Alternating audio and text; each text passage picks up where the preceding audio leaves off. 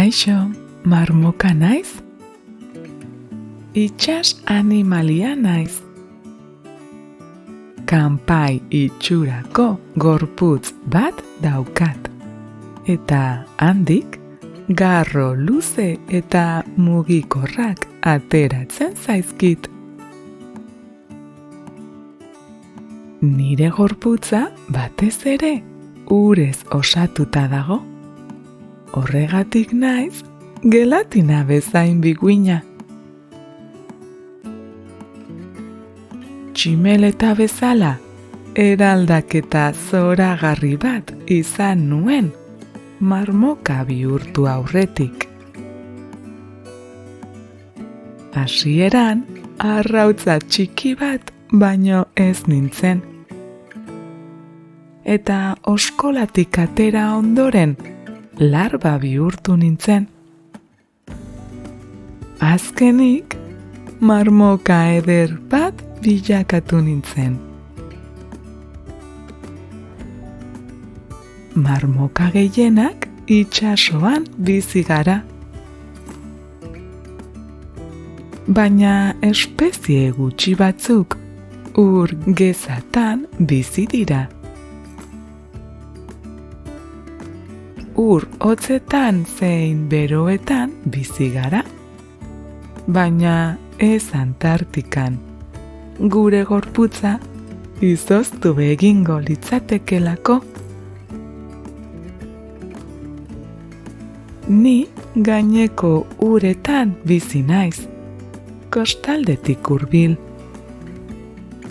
Baina baditut aireak oso sakon bizi direnak.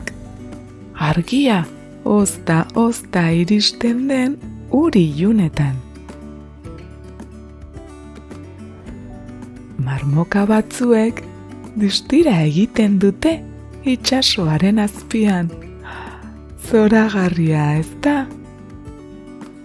Urpean mugitzeko, gorputzean dudan utxune txiki bat uraz betetzen dut. Eta ur hori azkar askatzerakoan aurrera egiten dut. Planktona, arrainen arrautzak eta batzuetan arrain txikiak jaten ditut.